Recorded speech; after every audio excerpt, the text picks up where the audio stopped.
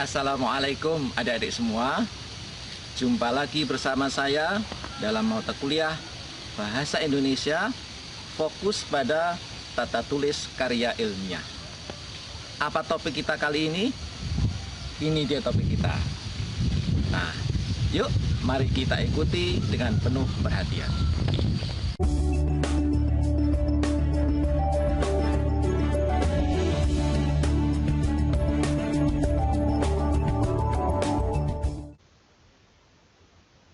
Baik, ini adalah pertemuan kedua dari kuliah Bahasa Indonesia atau Tata Tulis Karya Ilmiah, yang mana pada pertemuan kali ini kita akan masuk ke tema pertama dari kuliah kita, yaitu tentang bagaimana menulis proposal proyek akhir. Yang pertama kita akan melihat tentang susunan isi proposal proyek akhir, kemudian penjelasan dari tiap bagian, serta contoh gitu ya pada beberapa bagian, dan diakhiri dengan format penulisan proposal proyek akhir. Kita masuk yang pertama mengenai susunan isi proposal. Nah, seperti Anda lihat di sini, yang pertama adalah ringkasan atau biasa juga disebut dengan abstrak ini.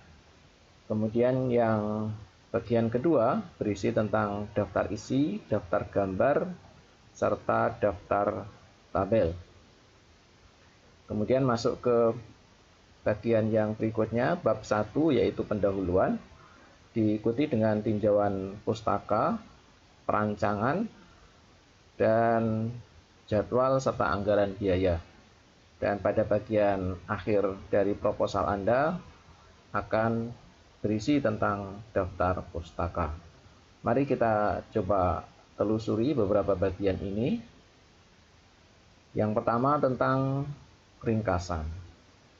Ringkasan ini boleh saya katakan adalah bagian awal tetapi ditulis terakhir. Ya, saya suka menyebut seperti itu ya. Ini adalah bagian awal tetapi ditulis terakhir. Kenapa ditulis terakhir? Karena ringkasan itu berisi tulisan singkat dan menyeluruh. Artinya menyeluruh dari isi proposal PA Anda. Jadi kalau menyeluruh berarti pasti kita harus menyelesaikan bagian-bagian belakang. Ya, oleh karena itu memang kalau menurut saya bagian ini adalah bagian yang terakhir kita tulis. Nah, ini disebut juga dengan abstrak. Panjangnya itu tidak banyak ya, hanya satu paragraf, dan Anda tidak boleh menuliskan lebih dari satu paragraf. Ditulis satu spasi ya, maksimal 200 kata. Nah, ini harus diperhatikan, jangan sampai terlalu banyak kata yang Anda tuliskan di situ. Jadi betul-betul dia adalah singkat, ringkas, padat gitu ya. Dan ini memang salah satu kesulitan dari menulis ringkasan atau abstrak adalah bagaimana kita bisa menyajikan seluruh isi proposal PA kita dalam sebuah tulisan yang singkat, tidak lebih dari 200 kata. Nah, nanti biasanya akan diakhiri dengan kata kunci. Kata kunci adalah kata-kata penting yang terdapat dalam proposal Anda, yang dari situ akan nampak bagaimana ruang lingkup dari kajian proyek akhir Anda. Nah, nanti biasanya judul proyek akhir Anda itu disusun dari kata kunci. Nah, jadi kalau bagi Anda yang sudah mengajukan judul, kemudian ternyata setelah mengerjakan proposal, ternyata judul yang Anda ajukan mungkin tidak terlalu tepat begitu ya, kurang tepat begitu ya, maka Anda bisa meminta kepada pembimbing Anda untuk melakukan edit gitu ya, mengedit redaksi dari judul gitu ya. Jadi ini bukan berarti ganti judul, judulnya tetap topik yang sama, tuh kan redaksinya bisa jadi berubah setelah kita melakukan penyusunan proposal. Karena itu Anda bisa menghubungi pembimbing Anda. Jadi kenapa demikian? Karena bisa jadi dalam penyusunan proposal pada saat proses itu Anda ternyata menemukan hal-hal baru yang belum terbayangkan sebelumnya ketika mengajukan judul proyek akhir gitu ya. Nah, apa isi dari ringkasan? Isinya itu sebetulnya menjawab 4 pertanyaan, yaitu apa, mengapa, bagaimana, dan hasil. Nah, gitu ya. Apa itu terkait dengan apa yang akan Anda teliti dalam proyek akhir ini. Kemudian, mengapa itu terkait dengan mengapa hal ini perlu dilakukan, perlu diteliti. Kemudian yang ketiga, bagaimana? Ya, bagaimana itu pasti menunjukkan langkah-langkah atau metode yang digunakan ketika mengerjakan proyek akhir itu. Kemudian yang keempat, hasilnya adalah hasil apa yang diharapkan. Kan karena ini adalah proposal, hasil di sini adalah hasil yang diharapkan, belum hasil yang sesungguhnya dari proyek akhir Anda. Hasil sesungguhnya baru bisa Anda tulis ketika membuat laporan proyek akhir. Jadi kalau waktu penyusunan proposal ini berarti ya belum hasil yang didapat gitu ya, tetapi adalah hasil yang diharapkan untuk diperoleh. Nah, ini sebetulnya antara nomor 1, nomor 2 yaitu apa dan mengapa ini bisa dibolak-balik gitu ya. Kadang-kadang orang menggunakan apa dulu, apa proyek akhir yang akan dilakukan gitu ya. Kemudian baru alasannya. Tapi ada juga yang menuliskan alasan di depan bagian awal sebagai latar belakang dari proyek akhir yang akan dikerjakan, kemudian baru menjelaskan tentang apa. Tapi ini bisa dibolak-balik. Tapi biasanya nanti yang nomor 3 biasanya selalu tentang metode atau bagaimana hal itu dilakukan. Nah, seperti itu ya. Jadi Anda harus teliti menuliskan ringkasan ini agar bisa menjawab 4 pertanyaan ini dalam sebuah tulisan singkat yang hanya terdiri dari 200 kata. Nah, ini adalah contoh gitu ya. Contoh dari sebuah ringkasan atau abstrak. Cuman ini berbahasa Inggris ya, tidak apa-apa ya. Kita lihat sejenak. Pertama yaitu bagian yang berisi keterangan untuk menjawab apa. Ya, apa. Ya, jadi karena ini sebuah makalah, sebuah paper, maka disebutkan di sini di bagian awal bahwa paper ini menyajikan tentang atau menjelaskan tentang bagaimana pemodelan dari satu sistem pemanas gitu ya, sistem pemanas buangan gitu ya dari industri amonia gitu ya. Nah, itu adalah tentang menjelaskan tentang apa. Dari apa dari isi proposal Anda, nah itulah diungkapkan di situ.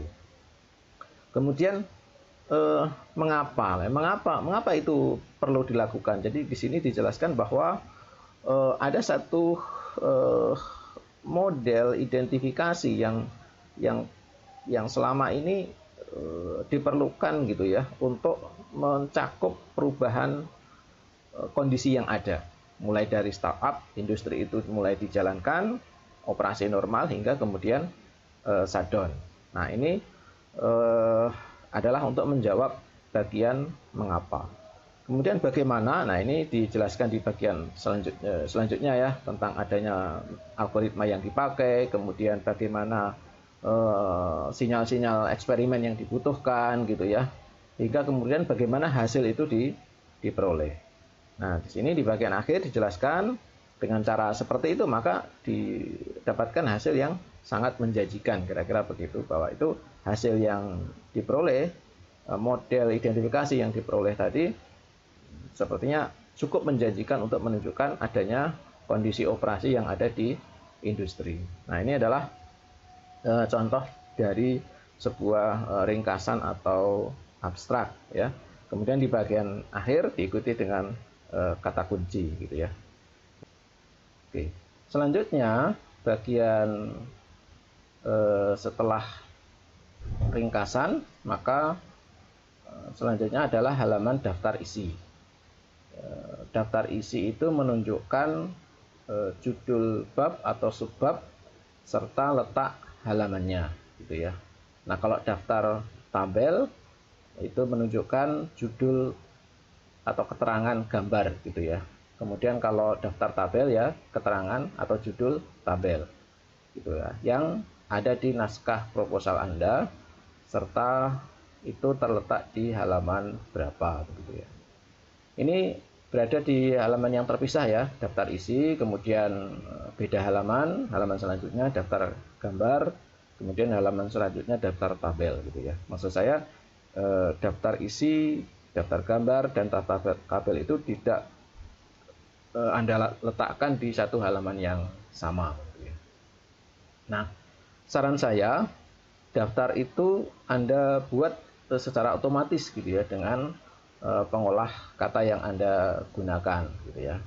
Misalnya kalau Microsoft Word, Anda bisa temukan itu di menu References. Nah, kenapa saya menyarankan untuk dibuat otomatis ya? Karena tidak lain dan tidak bukan agar ketika nanti misalnya suatu saat Anda menambahkan isi dari proposal Anda, tentu akan membuat judul subbabnya akan bergeser halamannya, bisa jadi kan. Nah, ketika Anda membuat ini secara otomatis dan itu bergeser, maka Anda bisa mengupdate ya, mengupdate daftar isi itu atau daftar gambar itu secara otomatis gitu ya. Anda tidak perlu lagi mengubah halamannya secara manual gitu ya.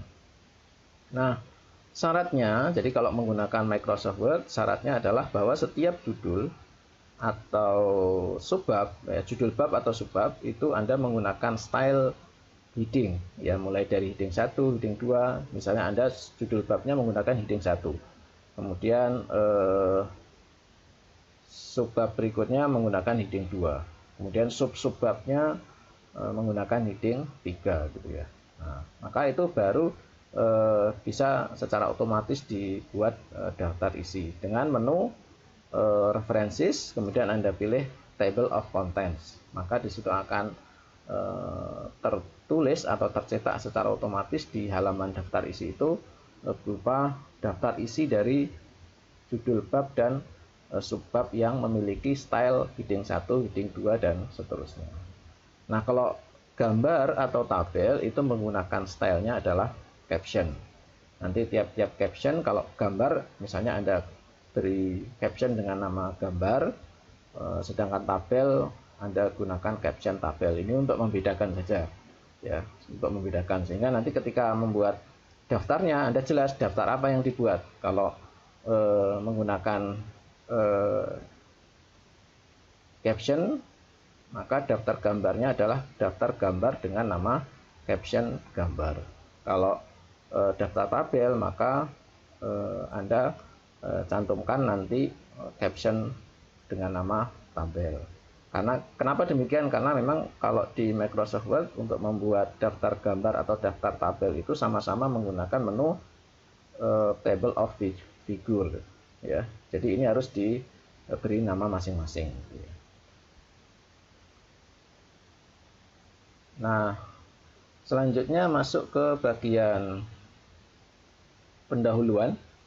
Nah, ini berisi tentang latar belakang, perumusan masalah, batasan masalah, tujuan, manfaat, metodologi, serta terakhir adalah sistematika penulisan.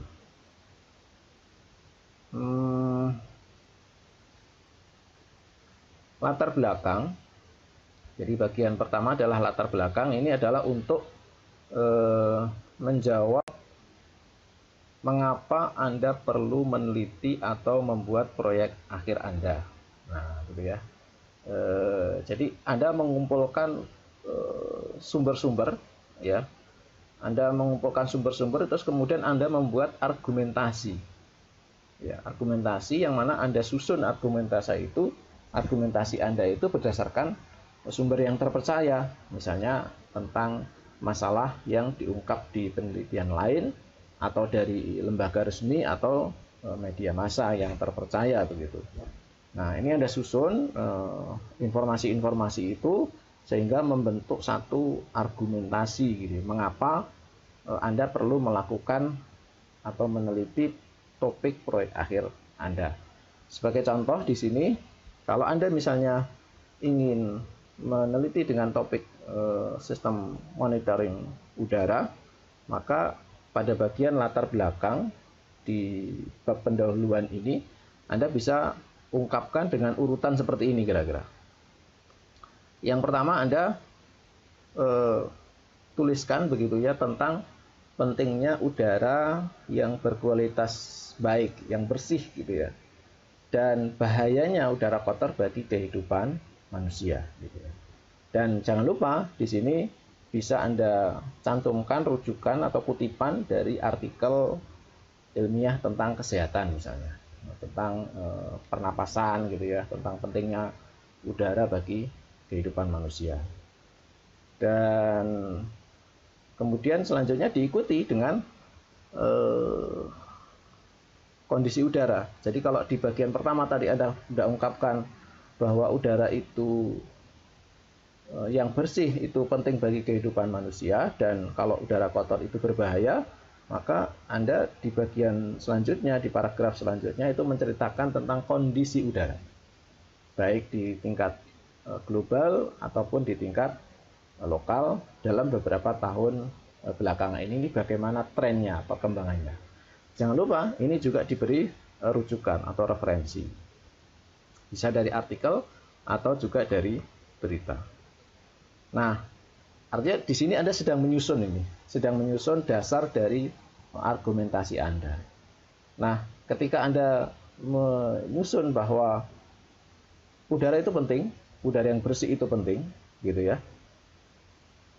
Padahal kondisinya seperti ini yang diungkapkan di sini tadi di bagian yang kedua, gitu ya. Maka Anda menyusun di sini pada bagian akhir dari latar belakang bahwa karena kondisi udara itu seperti di atas, padahal dia itu penting bagi kehidupan manusia, maka perlu diteliti tentang bagaimana membuat peralatan untuk memonitor atau memantau kualitas udara. Sehingga dengan adanya peralatan ini, maka manusia bisa melakukan tindakan jika hasil dari pantauan itu menunjukkan bahwa kualitasnya sudah mendekati ambang bahaya. Jadi sehingga dengan demikian, kalau Anda sudah mengungkapkan ini semua, maka sudah kokoh ini argumentasinya bahwa proyek akhir itu perlu dilakukan. Seperti itu. Nah, lanjut ke bagian subbab selanjutnya dari pendahuluan, yaitu perumusan masalah. Nah, di sini Anda mengungkapkan apa saja masalah yang kemungkinan akan Anda jumpai dalam melaksanakan penelitian proyek akhir Anda.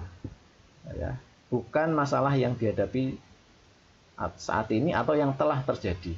Nah, jadi Anda tuliskan di sana kira-kira masalah apa yang akan Anda jumpai untuk membuat penelitian proyek akhir Anda. Ya, Anda untuk memudahkan menuliskan perumusan masalah ini bisa menggunakan kata tanya. Misalnya bagaimana, apa, berapa, dan lain-lain lah ya. Nah, sebagai contoh misalnya kalau tadi masalah monitoring kualitas udara misalnya perlu ada beberapa sensor. Nah, di sini misalnya masalahnya bagaimana mengirimkan data dari satu sensor ke server atau dari satu sensor ke sensor yang lain. Kemudian di setiap titik sensor tersebut apa saja yang harus digunakan gitu ya. Nah, itu juga menjadi permasalahan. Nah, ini nanti dalam proposal Anda bisa Anda ungkapkan bisa 1, 2, atau 3 ya tergantung dari permasalahan yang sudah Anda perkirakan yang akan terjadi dalam proses penelitian proyek akhir Anda. Gitu. Nah, kemudian diikuti dengan batasan masalah gitu ya. Batasan masalah ini Anda tuliskan gitu atau Anda nyatakan dalam proposal Anda dengan tujuan agar pembahasannya itu tidak melebar kemana-mana. Nah, itu tujuan pertama. Selain itu, tujuan berikutnya adalah untuk menjadi batasan ya, constraint gitu ya, ketika melakukan perancangan. Nah, batasan itu bisa berupa ukuran, jarak, atau batasan lain yang bersifat kualitatif ya, tidak harus kuantitatif juga sih, bisa juga kualitatif. Atau misalnya mengungkapkan hal yang tidak akan dibahas dalam proyek akhir. Itu bisa juga. Nah, ini sebagai contoh saja, misalnya berupa ukuran tertentu, misalnya jarak node sensor dengan server maksimal 10 kilo. Artinya node sensor dengan server itu maksimal 10, artinya 10 kilo. Artinya Anda tidak akan meletakkan ya node sensor Anda dengan jarak yang terlalu jauh dengan server. Nah, ini menentukan nanti perancangan komunikasi datanya apa yang digunakan gitu ya. Atau contoh lain misalnya kuantitas barang yang digunakan yang akan diproses. Ya, ini contohnya. Misalnya ini jumlah barang yang akan diproses itu maksimal 5 kg. Jumlah bawang dicontohkan di sini. Artinya ketika akan Anda mendesain alat Anda, ya, maka alat Anda ini punya batasan yaitu maksimal 5 kg. Nah, ini adalah contoh batasan masalah. Selanjutnya, masih di bagian pendahuluan, itu Anda mengungkapkan tentang tujuan dan manfaat. Apa perbedaan di antara keduanya? Tujuan itu adalah sesuatu yang ingin dicapai dari pembuatan proyek akhir Anda. Dan ini sifatnya jangka pendek. Gitu ya. Artinya begitu proyek akhir selesai, maka tujuan itu tercapai. Nah, tapi kalau manfaat itu jangka waktunya lebih panjang. Ya, bisa jadi itu merupakan dampak yang dirasakan oleh pihak lain, gitu, yang akan menggunakan hasil dari proyek akhir Anda. Misalnya tadi monitoring kualitas udara, maka bisa jadi manfaatnya itu adalah bagi masyarakat luas, gitu ya. Masyarakat lalu bisa memanfaatkan hasil pantauan kualitas udara itu untuk keperluan aktivitas mereka, gitu ya. Nah, itu adalah contoh manfaat. Kemudian setelah tujuan dan manfaat Anda tuliskan, selanjutnya Anda menuliskan metodologi penelitian. Jadi di sini Anda ungkapkan, Anda jelaskan metode apa yang akan digunakan. Bisa berurutan juga, bisa beberapa macam, misalnya studi latur, kemudian dilanjutkan dengan observasi atau survei, kemudian dilanjutkan dengan perancangan peralatan, dan seterusnya. Baik. Nah, itu adalah isi dari pendahuluan. Saya coba ulang lagi. Isi pendahuluan ada latar belakang, perumusan masalah, batasan masalah, tujuan, manfaat, metodologi, dan diakhiri dengan sistematika penulisan. Oke, seperti itu. Kemudian bab selanjutnya adalah tinjauan pustaka. Nah, di sini di tinjauan pustaka itu mencakup dua hal. Yang pertama adalah review penelitian terdahulu, dan yang kedua adalah landasan teori. Nah, kita lihat satu persatu ya. Di review penelitian terdahulu itu berisi tentang tinjauan Anda terhadap apa yang sudah dilakukan oleh orang lain yang mirip dengan apa yang Anda lakukan, dan menjadi landasan atau menjadi dasar dari proyek akhir Anda. Ya. Jadi hal-hal apa yang sudah dilakukan oleh orang lain yang mirip dengan proyek akhir Anda, nah itu Anda review, gitu ya. Dan ini menjadi acuan bagi posisi kontribusi proyek akhir Anda. Nah, di sini yang penting juga adalah akan menjadi bagian yang mencerminkan apa yang sudah dilakukan penelitian terdahulu, yang mirip dengan yang akan Anda lakukan, dan perbedaannya pada proyek akhir Anda.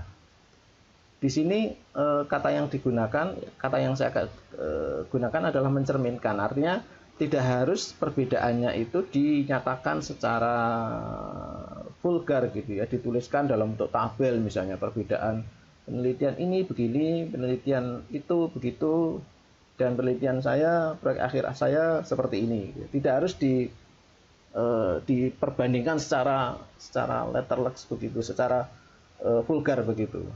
tetapi bisa juga melalui narasi-narasi, penjelasan-penjelasan. Yang penting adalah bahwa itu mencerminkan perbedaan proyek akhir Anda dengan penelitian yang lain sebelumnya. Nah, biasanya di sini akan diawali dengan satu paragraf gitu ya, yang menjelaskan apa yang sudah dilakukan oleh pihak-pihak lain ya terkait topik proyek akhir Anda. Baik itu dalam skala penelitian di perguruan tinggi atau lembaga riset maupun sudah dalam skala produksi. Nah, karena ini review, maka Anda juga perlu menuliskan kelebihan dan kekurangan. Jadi selain menyebutkan penelitian yang sudah dilakukan oleh orang lain atau yang sudah dibuat oleh orang lain, maka Anda juga perlu menyebutkan kelebihan dan kekurangan. Nah, setelah itu Anda rangkum beberapa kekurangan, tidak harus semua ya, beberapa kekurangan yang akan diperbaiki melalui penelitian proyek akhir Anda. Nah, seperti itu ya. Nah, ini sekedar contoh gitu ya, sekedar contoh. Masih mirip dengan yang tadi saya sebutkan tentang monitoring kualitas udara. Ini contohnya. Di paragraf awal, seperti ini nih. Ini bagus nih contohnya. Bahwa Anda tulis penelitian tentang monitoring kualitas udara di Indonesia telah dilakukan oleh beberapa peneliti, gitu kan. Di antaranya Iman, kemudian Timisela, Savitri, dan seterusnya, gitu ya. Dilengkapi dengan tahun-tahunnya. Nah, kemudian di paragraf selanjutnya itu Anda jelaskan apa yang dilakukan oleh masing-masing itu. Misalnya di sini Iman Sopandri, ini melakukan apa, caranya bagaimana, metodenya apa. Nah, kemudian Anda cantumkan kelebihan dan kemudian kekurangannya. Kekurangannya apa? Contohnya di sini kalau dibandingkan dengan kebutuhan variabel atau parameter kualitas udara yang perlu diukur, ternyata sistem yang dibuat oleh Iman Sopandri ini kurang lengkap gitu ya. Ada variabel yang tidak diukur. Nah, ini nanti bisa menjadi poin perbedaan proyek akhir Anda dengan Iman Sopandri. Nah, seperti itu. Ini contoh satu aja ya. Nanti selanjutnya diikuti dengan paragraf-paragraf lain yang menjelaskan penelitian lain, misalnya Timisela, Savitri, dan seterusnya. Anda ungkapkan, Anda ceritakan ringkas satu paragraf saja, kemudian diakhiri dengan apa kelebihan atau kekurangannya. Nah, kemudian setelah Anda uraikan semua, Anda bisa tutup dengan kalimat seperti ini. Satu kalimat yang cukup bagus menurut saya sebagai penutup dari review penelitian terdahulu, yaitu Anda tulis dari uraian beberapa penelitian terdahulu di atas, gitu ya, terdapat permasalahan yang perlu diperbaiki. Meliputi ini, dan ini. Inilah yang akan diselesaikan melalui penelitian proyek akhir ini. Nah, jadi ini sudah, walaupun ini hanya satu kalimat ringkas, tetapi ini sudah menunjukkan perbedaan. Makanya tadi saya sebut tidak harus perbedaannya itu Anda buat dalam bentuk tabel begitu ya. Anda bisa mengungkapkannya seperti ini, ya, dengan bentuk cerita seperti ini, kemudian diakhiri dengan sebuah paragraf yang menyatakan permasalahan apa atau kekurangan apa yang akan diperbaiki melalui penelitian proyek akhir yang akan Anda lakukan, gitu ya. Nah, selanjutnya masih di bab tinjauan pustaka, Anda perlu menuliskan landasan teori, ya. Landasan teori itu nanti isinya mencerminkan tentang keilmuan yang Anda gunakan dalam proses pembuatan proyek akhir Anda. Ini semacam dasar teori lah kira-kira ya, landasan teori ini. Di situ Anda sajikan tentang teknologi yang ada, yang akan Anda pakai gitu ya. Ingat yang Anda pakai ya, tidak semuanya gitu ya. Kemudian persamaan-persamaan barangkali rumus-rumus yang ada atau algoritma yang akan dipakai, teori-teori gitu yang akan dipakai gitu ya. Itu Anda tuliskan di sana. Nah, saran saya agar tulisan di tinjauan pustaka bagian landasan teori ini lebih urut begitu, runtut begitu ya, maka urutannya kira-kira begini. Di bagian awal itu Anda tuliskan subbab yang membahas tentang teori umum dari topik proyek akhir Anda. Misalnya jika topik Anda adalah monitoring kualitas udara, lagi-lagi ini sebagai contoh saja ya, maka bagian pertama landasan teori Anda tuliskan jelas atau Anda jelaskan kualitas udara itu apa. Kemudian parameter atau variabel apa yang dipakai untuk pengukuran indeks kualitas udara, persamaannya seperti apa, batas-batas bahayanya seperti apa. Mungkin juga contoh-contoh monitoring kualitas udara, tampilannya seperti apa, ya, grafiknya seperti apa. Ini bisa Anda tuliskan di bagian awal. Kemudian setelah Anda jelaskan secara umum tentang topik tersebut, baru Anda masuk ke bagian yang spesifik, gitu ya. Kalau misalnya tadi contoh sistem monitoring kualitas udara, kemudian baru Anda masuk ke sensornya apa. Tadi kan di bagian umum sudah dijelaskan variabel apa yang diukur. Nah, dari variabel itu Anda bisa tentukan, oh berarti sensornya apa. Kalau misalnya variabel udara, misalnya kandungan karbon dioksida, oh berarti Anda perlu sensor karbon dioksida. Nah, itu Anda tuliskan di bagian selanjutnya. Ya. Nah, hal yang perlu Anda ingat, ini ya, perlu Anda ingat ya, bahwa semua hal yang Anda tuliskan di landasan teori, baik itu mulai dari review pendahuluan sampai ke landasan teori ini, maka haruslah bersumber pada satu rujukan tertentu, ya, misalnya artikel ilmiah, gitu ya. Kemudian beberapa bagian bisa Anda beri komentar singkat, gitu ya, yang kira-kira nanti komentar itu adalah menjelaskan kaitan dari teori yang Anda kutip dengan proyek akhir Anda. Nah,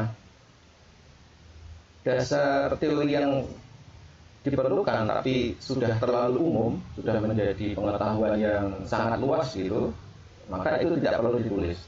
Contohnya misalnya power supply, maka tidak perlu ditulis. Ini kan satu perangkat, satu bagian yang selalu ada gitu ya di setiap proyek akhir bisa jadi bagi mahasiswa elektronika misalnya. Nah, tapi itu kan sudah sangat umum gitu ya.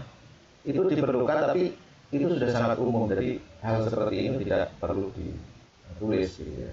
Kecuali Anda memang mengerjakan proyek akhir yang terkait dengan topik power supply, misalnya peningkatan kualitas power supply, peningkatan kemampuan arusnya dan seterusnya, maka ya itu memang harus Anda tulis gitu karena topik Anda itu. Tapi kalau bukan itu hal yang lain, maka itu tidak perlu Anda tulis, walaupun memang dalam kenyataannya nanti akan diperlukan ya. Pastilah, tentu power supply itu selalu diperlukan. Oke. Kemudian setelah itu semua selesai, Anda masuk ke bab berikutnya, yaitu bab perancangan. Nah, di sini Anda menjelaskan bahan-bahan apa ya yang akan Anda gunakan, metodenya bagaimana, proses pembuatannya bagaimana, ya. Bagian ini biasanya nanti akan meliputi yang pertama adalah blok diagram, di mana blok diagram itu sebenarnya nanti akan menjelaskan kira-kira sistem keseluruhan dari yang Anda kerjakan itu seperti apa. Nah, itu tergambar di sana.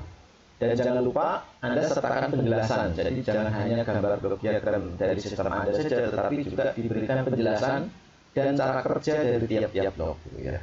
Jangan hanya gambar terus udah begitu saja. Nah, itu enggak bagus dan tentu bagi orang yang membaca jadi bertanya-tanya apa maksudnya blok diagram ini.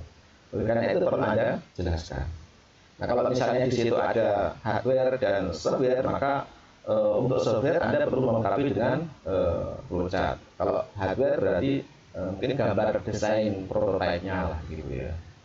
Kemudian Anda juga di bagian perancangan ya, di bagian akhir itu Anda jelaskan metode pengujiannya seperti apa. Sehingga dari sini akan sudah terbayang kira-kira secara keseluruhan proses proyek akhir yang Anda kerjakan dari awal gitu ya sampai akhir, sampai pengujian itu nanti sudah digambar di proposal ini gitu ya. Nah, ini juga perlu Anda cantumkan nanti pengujiannya seperti apa, data apa saja yang perlu diperoleh gitu ya, bagaimana cara mengukurnya gitu ya, bagaimana analisa yang dilakukan gitu ya, itu Anda tuliskan di sana. Nah, Bagi Anda yang mengerjakan proyek akhir bersama dengan rekan dalam satu tim, bisa 2 orang atau lebih, maka masing-masing itu harus menuliskan fokus pada bagian yang dikerjakannya, ya, di luar sistem secara keseluruhan. Jadi katakanlah misalnya satu topik yang dikerjakan katakanlah 2 orang misalnya, maka Anda pertama jelaskan blok diagram itu secara umum, secara keseluruhan, baik yang Anda maupun rekan Anda, jadiin satu blok diagramnya. Kemudian di bawahnya, setelah penjelasan secara umum blok diagram itu, Anda sampaikan bahwa bagian yang Anda kerjakan adalah blok yang sebelah ini, ya. Dari blok yang ini dan ini misalnya. Sedangkan blok yang lainnya dikerjakan oleh partner dalam satu tim proyek akhir yang sama, gitu. Nah, kemudian Anda setelahnya fokus ke bagian itu, gitu ya. Jadi bagian keseluruhannya hanya Anda sampaikan sekilas di awal, baru kemudian setelah itu Anda sebutkan bahwa bagian yang Anda kerjakan adalah blok ini. Kemudian Anda masuk ke penjelasan tiap blok itu secara lebih rinci. Nah, kalau sudah sampai sini biasanya sudah agak tenang, ya, karena ini adalah bagian akhir dari sudah mendekati bagian akhir dari proposal Anda, yaitu jadwal dan anggaran biaya. Di sini Anda tuliskan jadwalnya, ya, timeline-nya dalam satuan minggu, mulai dari sejak awal proposal ini dibuat, gitu ya, sampai akhir nanti pengujiannya kapan dilakukan. Total kira-kira 6 bulan lah gitu Anda buat, mulai dari saat mulai Anda review literatur, mengerjakan proposal, kemudian mengerjakan proyek akhirnya sampai ke pengujian. Nah, setelah itu Anda juga cantumkan di proposal bagian ini adalah anggaran biaya yang kira-kira akan diperlukan untuk pelaksanaan proyek akhir Anda. Nah, terakhir adalah tentang daftar pustaka. Ya, ini adalah daftar acuan atau daftar literatur yang diperlukan untuk menyelesaikan proyek akhir Anda, atau lebih tepatnya adalah yang Anda gunakan untuk menyusun proposal proyek akhir. Nah, ini bisa berupa buku, jurnal ilmiah, ya, atau artikel dari proceeding seminar ilmiah, bahkan dari datasheet, gitu ya, atau manual operasi, gitu ya, atau situs-situs yang lain yang bersifat ilmiah. Saya sarankan untuk menghindari penggunaan blog pribadi, gitu ya. Ini sedapat mungkin dihindari. Kenapa? Karena kalau blog pribadi itu artinya dia orang kan hanya mempublikasikan tulisan dia tanpa direview, gitu ya, tanpa direview oleh orang lain yang kompeten di bidang itu, gitu. Jadi mungkin dari sisi tingkat kepercayaannya agak rendah ini kalau blog pribadi. Tapi kalau Anda dapat dari artikel katakanlah buku, itu biasanya ada editornya, gitu ya. Kemudian ada review dari teman sejawatnya. Kemudian kalau Anda ambilkan dari jurnal ilmiah atau proceeding seminar ilmiah, itu sudah pasti ada reviewer yang bertanggung jawab, gitu, yang memberikan masukan terkait artikel tersebut. Kemudian disusun sedemikian rupa sesuai dengan ketentuan penulisan karya ilmiah. Nah, khusus untuk proyek akhir di kampus kita di PJR, maka penulisan daftar pustaka itu menggunakan style dari APA, American Psychological Association. Nah, ini Anda bisa pelajari secara lebih lengkap di panduan proyek akhir seperti apa, bagaimana menuliskan kalau itu berupa buku, kalau artikel di jurnal seperti apa, artikel di proceeding ilmiah, seminar seperti apa, kemudian kalau dia sifatnya adalah situs pemerintah seperti apa misalnya. Nah, itu Anda lihat di panduan. Atau kalau Anda menggunakan penulisan daftar pustaka secara otomatis, gitu ya, referensi secara otomatis dengan menggunakan Microsoft Word, Anda tinggal pilih saja nanti di Microsoft Word, yaitu APA ini. Nah, Anda pilih nanti di menu references, citation, nanti di sana Anda bisa jumpai metode ini, gitu, cara penulisan APA ini, American Psychological Association. Ini tidak boleh. Jadi waktu Anda membuat daftar pustaka referensi secara otomatis, nanti dia akan menggunakan format yang standar ini. Nah, kemudian untuk format penulisannya, terkait format penulisannya, misalnya jenis kertas, ukurannya, jumlah halaman, dan seterusnya, fontnya gitu ya, maka Anda detailnya saya sarankan untuk mempelajari di buku panduan PA. Di situ sudah lengkap, gitu. Saya tidak akan membahas ini terlalu detail karena ini sangat teknis dan tidak terlalu susah bagi Anda tinggal mengatur saja di pengolah kata, misalnya Microsoft Word yang Anda gunakan. Atau kalau Anda bisa mendapatkan template, ya, template proposal, Anda bisa juga gunakan. Nah, template proposal juga Anda gunakan. Anda bisa tanya mungkin di grup proyek akhir angkatan Anda atau dari kakak angkatan, apakah ada template proposal. Saya kira itu saja untuk materi ini, mudah-mudahan bermanfaat. Mohon maaf jika ada yang kurang dan terima kasih atas perhatiannya. Assalamualaikum warahmatullahi wabarakatuh.